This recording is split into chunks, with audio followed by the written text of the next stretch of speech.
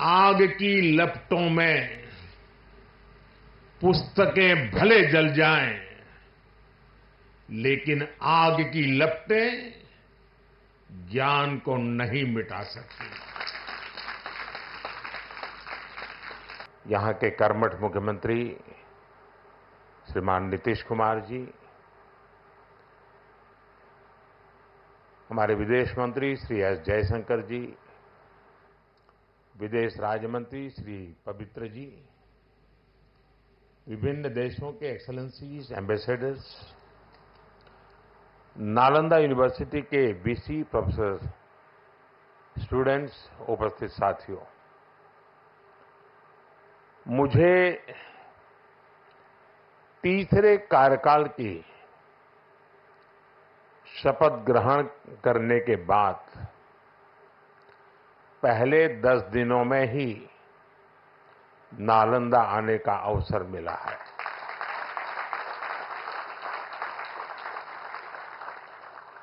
ये मेरा सौभाग्य तो है ही। मैं इसे भारत की विकास यात्रा के एक शुभ संकेत के रूप में देखता हूं। नालंदा ये केवल नाम नहीं है। नालंदा एक पहचान है, एक सम्मान है। नालंदा एक मूल्य है, नालंदा एक मंत्र है, गौरव है, गाथा है। नालंदा है उद्घोष इस सत्य का कि आग की लपटों में पुस्तकें भले जल जाएं, लेकिन आग की लपटें ज्ञान को नहीं मिटा सकती।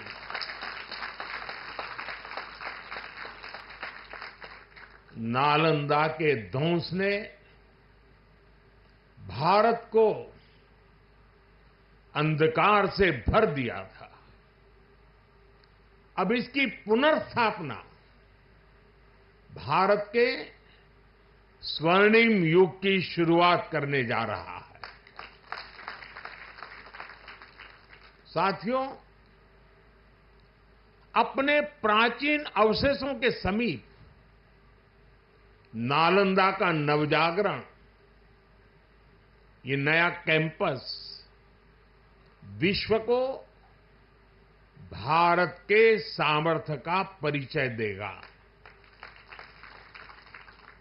नालंदा बताएगा, जो राष्ट्र मजबूत मानवीय मूल्यों पर खड़े होते हैं, वो राष्ट्र इतिहास को पुनर्जीवित करके बेहतर भविष्य की नींव रखना जानते हैं। और साथियों, नालंदा केवल भारत के ही अतीत का पुनर्जागरण नहीं है, इसमें विश्व के, एशिया के कितने ही देशों की विरासत जुड़ी हुई है। एक यूनिवर्सिटी कैंपस के इनॉग्रेशन में इतने देशों का उपस्थित होना, ये अपने आप में अभूतपूर्व है। नालंदा यूनिवर्सिटी के पुनर्निर्माण में हमारे साथी देशों की भागीदारी भी रही है। मैं इस अवसर पर भारत के सभी मित्र देशों का, आप सभी का अभिनंदन करता हूं।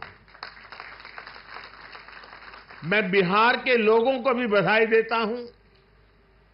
बिहार अपने गौरव को वापस लाने के लिए जिस तरह विकास की राह पर आगे बढ़ रहा है, नालंदा का ये कैंपस उसी की एक प्रेरणा है। साथियों, हम सभी जानते हैं कि नालंदा कभी भारत की परंपरा और पहचान का जीवंत केंद्र हुआ करता था। नालंदा का अर्थ है न अलम ददाति इति नालंदा, अर्थात जहां शिक्षा का, ज्ञान के दान का अविरल प्रवाह हो। शिक्षा को लेकर, एजुकेशन को लेकर यही भारत की सोच रही है।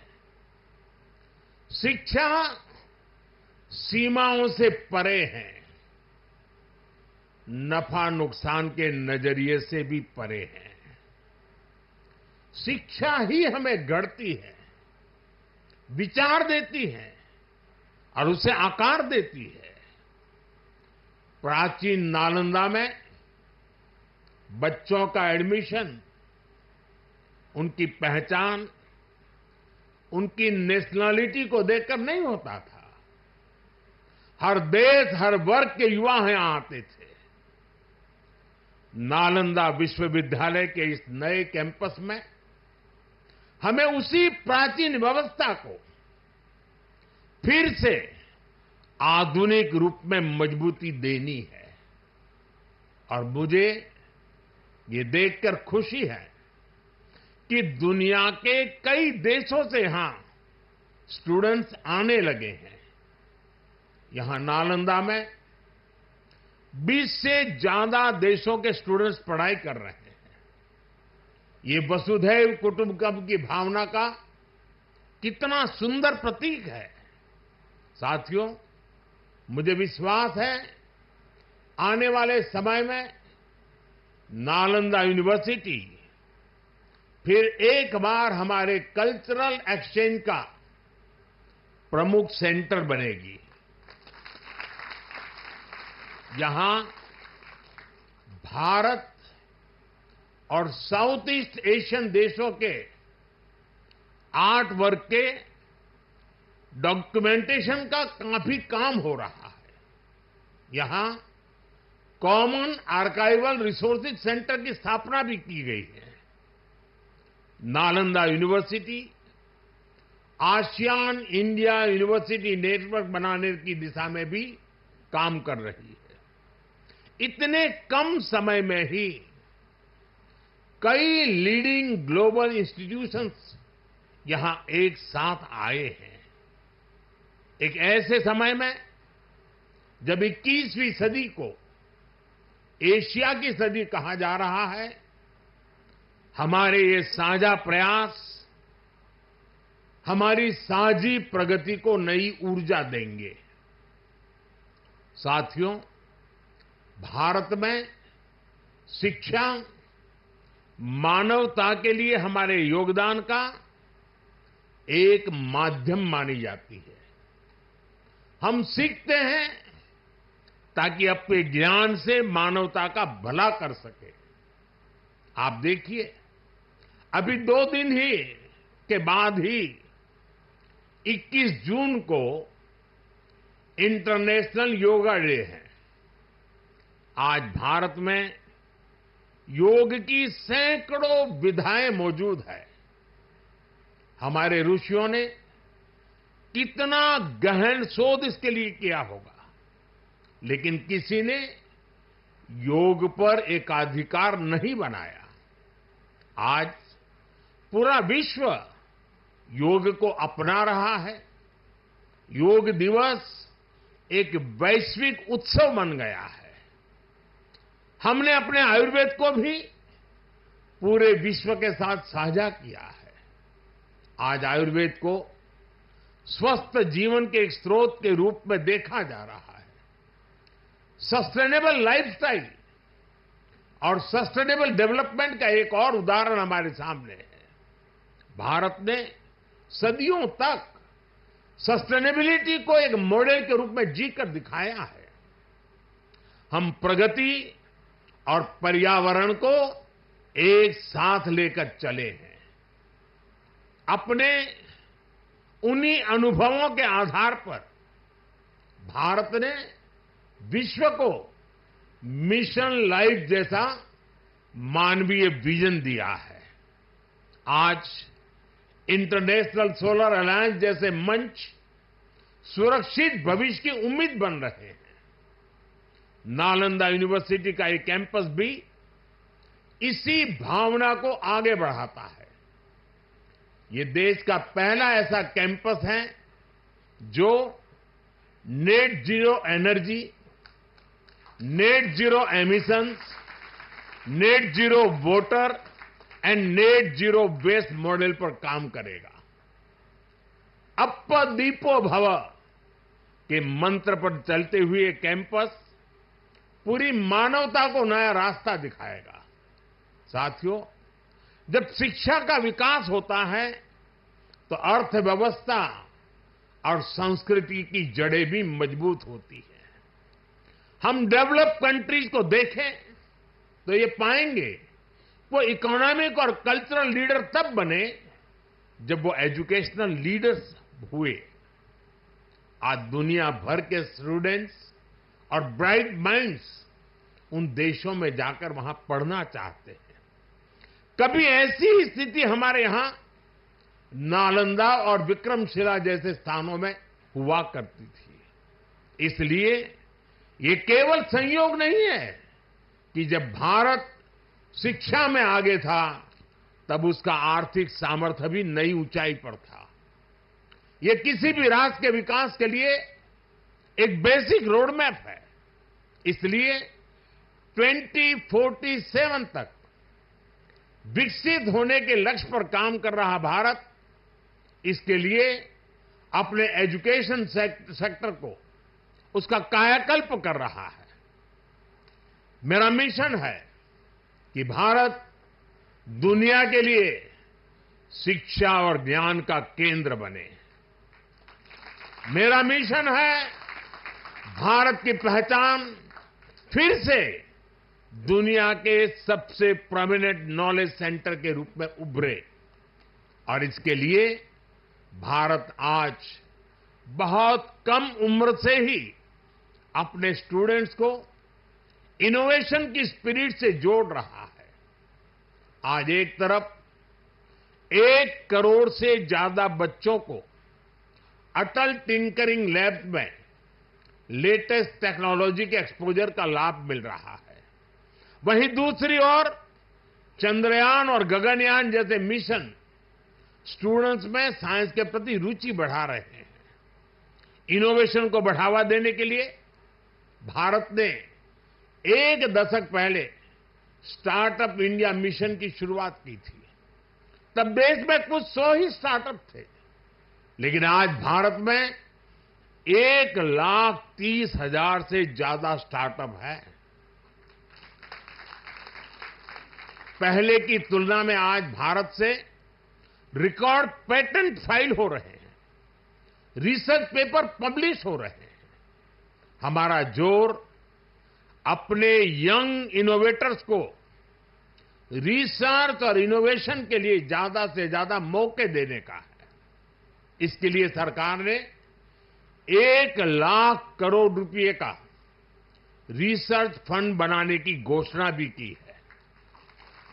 साथियों, हमारा प्रयास है भारत में दुनिया का सबसे कॉम्प्रिहेंसिव और कंप्लीट स्किलिंग सिस्टम हो। भारत में दुनिया का सबसे advance research oriented higher education system हो। इन सारे प्रयासों के नतीजे भी दिखाई दे रहे हैं।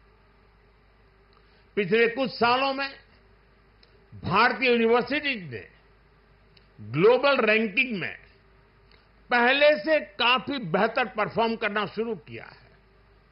10 साल पहले क्यूएस रैंकिंग में भारत के सिर्फ 9 शिक्षा संस्थान थे। आज इसकी संख्या बढ़कर 46 पहुंच रही है।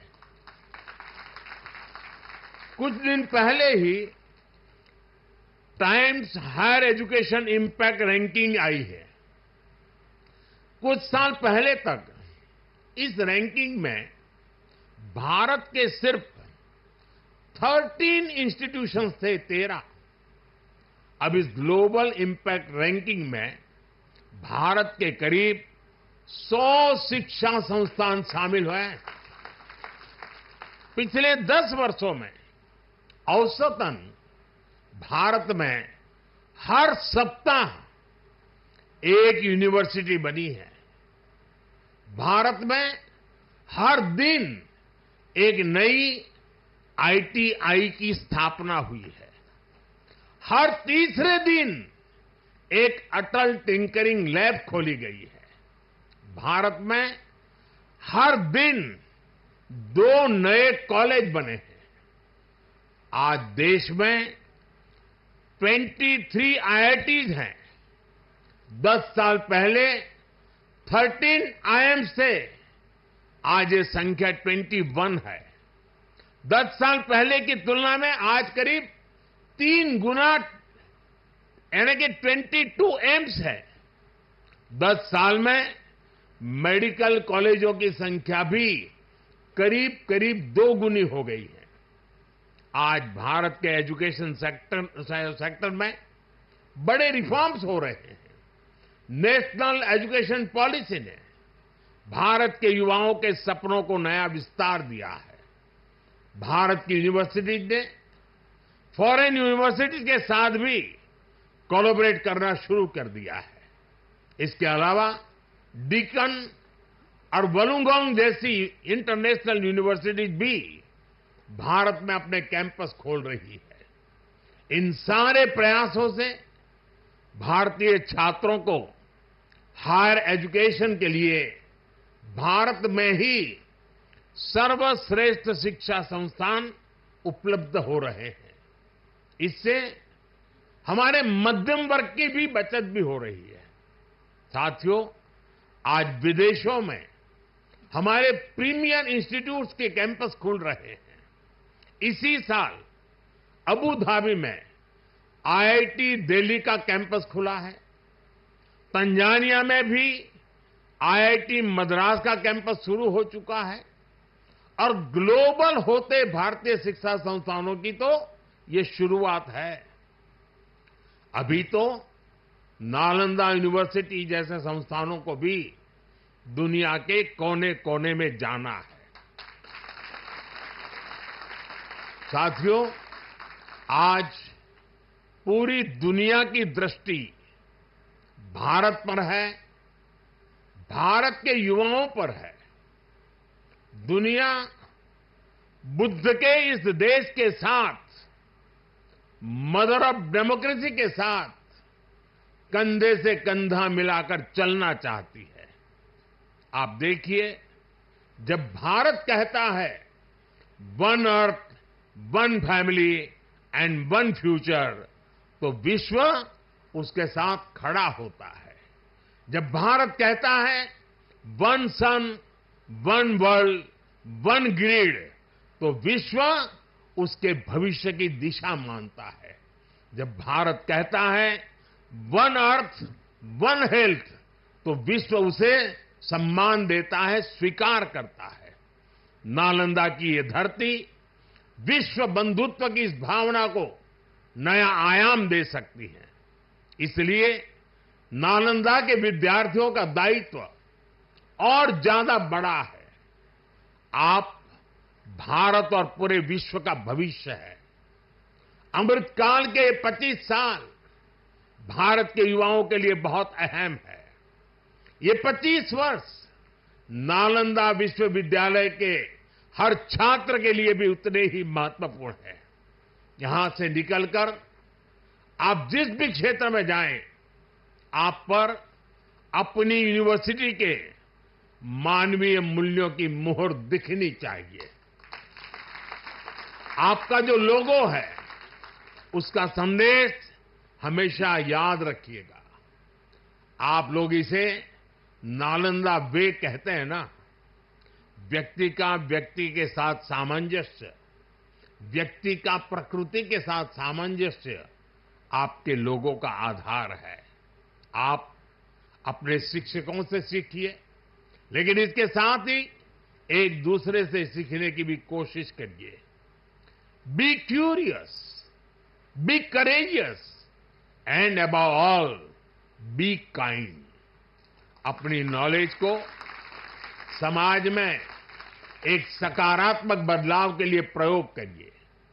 अपनी नॉलेज से बेहतर भविष्य का निर्माण करिए। नालंदा का गौरव, हमारे भारत का गौरव आपकी सफलता से तय होगा। मुझे विश्वास है आपके ज्ञान से पूरी मानवता को दिशा मिलेगी।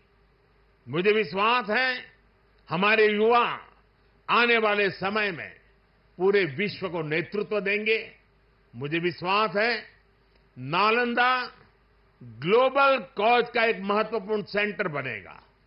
इसी कामना के साथ आप सभी का मैं हृदय से बहुत बहुत धन्यवाद करता हूं और नीतीश जी ने सरकार की तरफ से पूरी मदद का जो आह्वान किया है उसका मैं स्वागत करता हूं। भारत सरकार भी इस विचार यात्रा को जितनी ऊर्जा दे सकता है उसमें कभी भी पीछे नहीं रहेगा। इसी एक भावना के साथ आप सबको बहुत बहुत शुभकामनाएं। धन्यवाद।